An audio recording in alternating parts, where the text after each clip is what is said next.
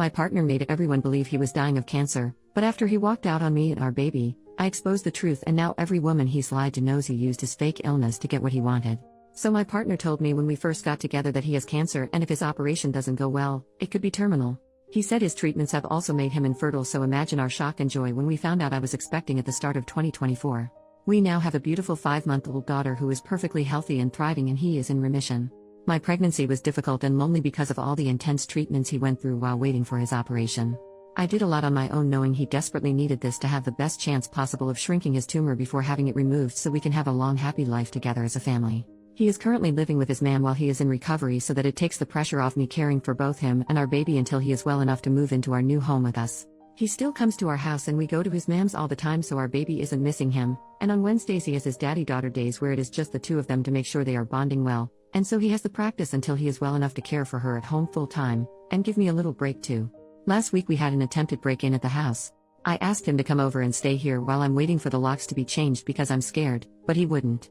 I was talking to his mom too, who slipped up telling me he wasn't home. Long story short, this is Reddit. I'm sure you can see where this is going.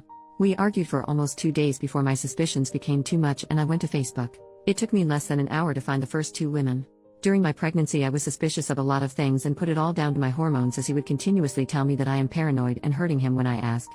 One thing my paranoia just wouldn't let up about was his cancer and his treatments. I asked his mom about it, who told me he doesn't have cancer but he is having treatments. He has an autoimmune disease which he receives transfusions for. Very serious but nowhere near terminal and no operations required. She also informed me he was in rehab, not the hospital.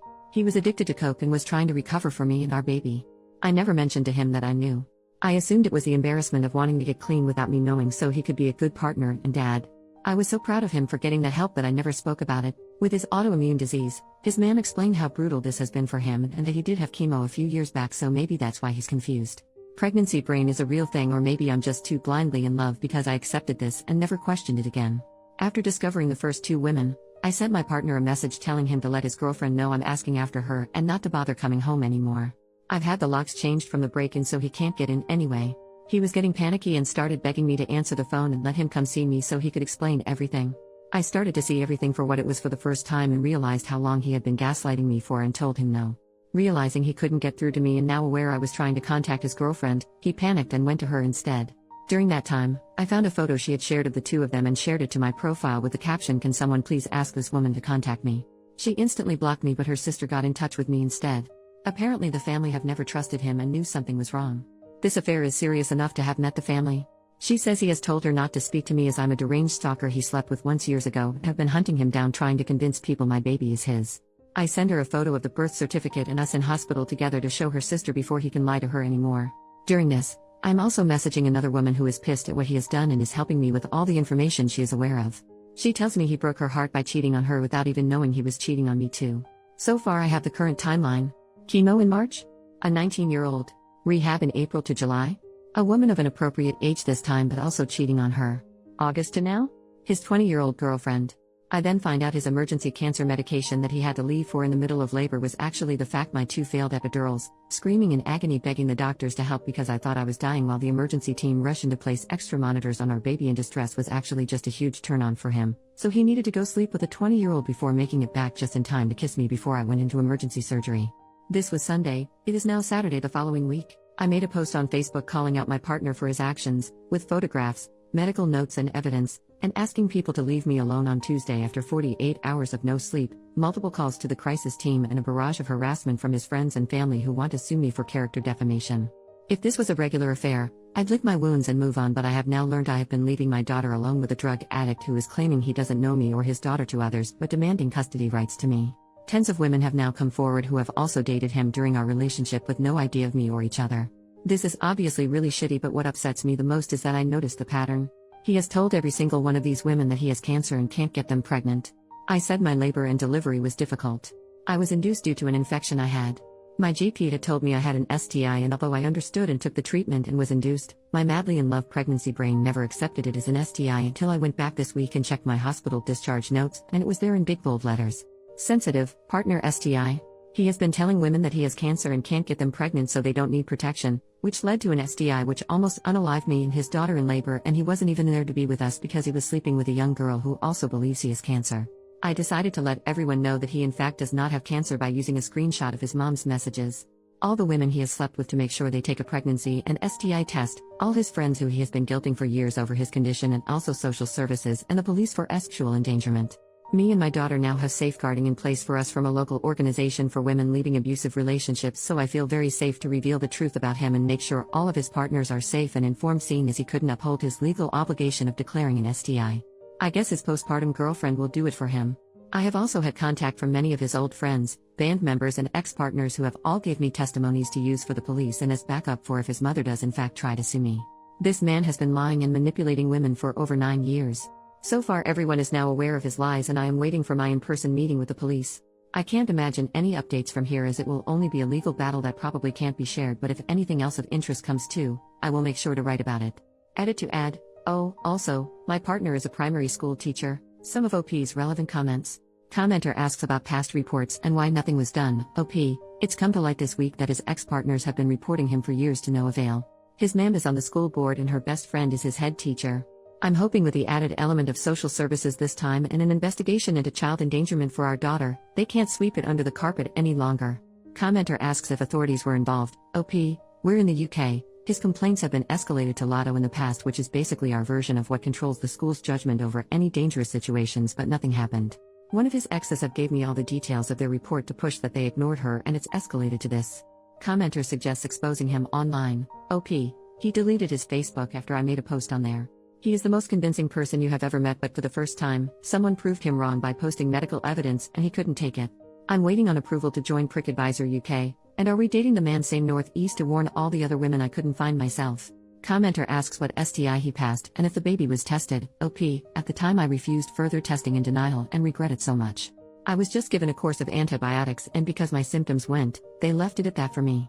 All I know is from the STI being untreated for so long I ended up with strep group B2, which is why I needed to be induced, so I was on an antibiotic drip when my waters were broken so my baby would be safe.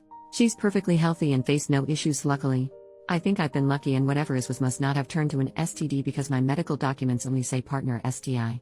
We also haven't slept together for a very long time now after my surgery, so I know I'm at least safe now. Commenter asks how he was able to juggle everything. OP, he would disappear from time to time and switch his phone off a lot, and not living together was a huge help for him.